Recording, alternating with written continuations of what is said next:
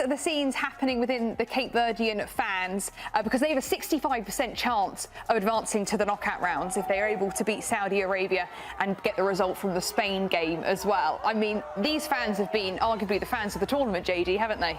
I mean, as rightfully so, they bring culture, they bring vibes, they bring themselves. And look at the, I would say, excitement and just the opportunity of just, you know, showcasing what you can do at the knockout stages. You can tell what it means, not only to just diaspora that's here, but the diaspora around the world, man. So a big shout out and big up every time to Cape Verde, man. Yeah, definitely. It's what the World Cup is all about. And everybody joining us now for more on Cape Verde is Joe DaMoura, the Executive Director of the Cape Verde Museum. Joe, thank you so much for joining us. Your country's doing very well in the World Cup. Such exciting scenes. We're seeing it from the fans there. How are you feeling ahead of these World Cup games coming up? I think you got it right. Excited for everything that's happening in the world right now with the Cape Verdean soccer team showing the world Cape Verde and who we are. Yeah, so we are a morning show here on Morning Footy, Joe, and we do like to ask our guests what they tend to eat for breakfast. So what normally do people eat for breakfast over in Cape Verde? In Cape Verde, usually the best breakfast is cachupa refried from the day before, 2 eggs and some linguiça. Lovely. That sounds good, man. But Joe, take me into what it means to the people. Did you foresee this? I mean, looking at qualification, looking at the unity that was shown then and how big of a step that was, what does it actually mean to the nation now? You see the excitement and what they're doing on the big stage. To the nation now, it means that the rest of the world is seeing what we already knew. We're a people of resilience and tenacity, and that's a part of our daily life. So now the world is getting introduced to the daily struggle in life or just the living habits of Cape Verde and the Cape Verdean people. Yeah, and they're debutants in this World Cup. How much pride has it instilled in the country, how good this team is doing in this World Cup this year?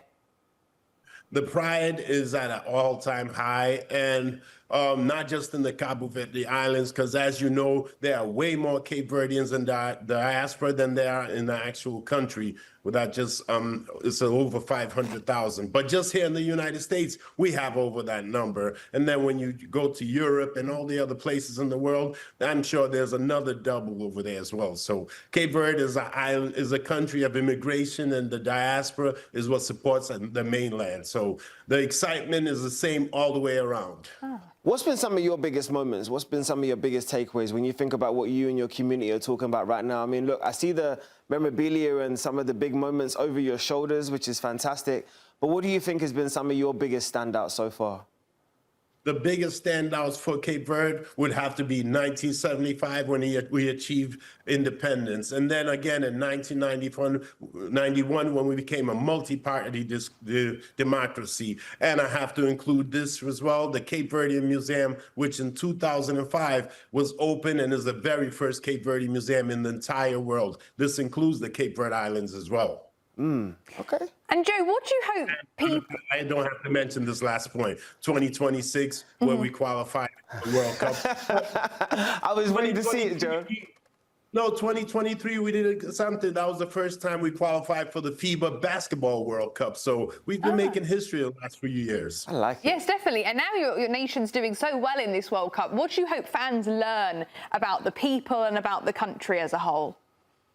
I think the rest of the Cape Verde people, you showed it just in the beginning, the celebration, the pride that we have in being Cape Verdeans, and a sleeping giant story that we're experiencing now. You know, the David and Goliath, that is shocking the world, but is just bringing out what we felt inside all this time. The great people, nation that we are, that we could overcome anything. I love the vibes. I love the fact that you get an opportunity to put your culture on Front Street. I mean, Cape Verde is now a place somewhere that I've circled that I need to visit and to come and enjoy it. I tell you what's also interesting in watching these superstars grow. I see the Vozinha picture over your shoulder because he's now become an icon, a social media influencer, an icon and a king in his own right. But what's been the conversations, what's it been like watching it as another fellow Cape Verdean and watching his growth and the way the rest of the world is appreciating his excellence? It's been exciting because this has been a highlight, but the week before they left Rhode Island to go to the World Cup, we had a going away party for them where you can see the ball in the poster behind. You see pictures. I took pictures with the coach, Vozinha, and they all signed these balls for our permanent exhibit here at the museum because we're here to capture the history and we are creating history daily now. Hopefully tonight, we're going to shock the world again. His life is never going to be the same again, you know, Vozinha, I'm telling you. His life, he's gone. That signature and that ball might never be the same again as well. That value might be through the roof now, Joe. And luckily, we have it on the ball and on the poster. But his life you can't expect somebody that went from 50,000 followers on Instagram to 15 million overnight. So that's exciting, but it's well deserved. And Joe, you've been hosting some watch parties at the museum. Is that where you'll be watching the game tonight? Yes, tonight we're hosting a watch party and it's going to be great. On the second floor of our museum, we have the community space, the cultural center, where we're going to welcome people from the community. Everybody's welcome. And we're going to have some finger foods, Cape Verdean finger foods, so people get the full experience of the motor baza we provide as a people and just the welcoming attitude that we do as a country in general. Joe, how are these players going to be remembered? I mean, I think about that Spain result, the opportunity now to make the knockout stages against Saudi Arabia. How will they be remembered amongst their own people and, of course, now in the rest of the world as well? I think you heard the interviews with the soccer players saying this is something we've been waiting for a long time. You know, Cape Verde soccer, before I came to the United States, that was the sport that everyone played. I only discovered there were other sports after arriving in the United States. And Joe, so this is the memory that's going to be kept forever, and this is kind of like a marker in Cape Verde history timeline. Yes, definitely. And just before we leave you, Joe, you've been director of the Cape Verde Museum for 10 years now. Quickly just tell us what you guys do at the museum and what your goals are going forward ahead of this World Cup.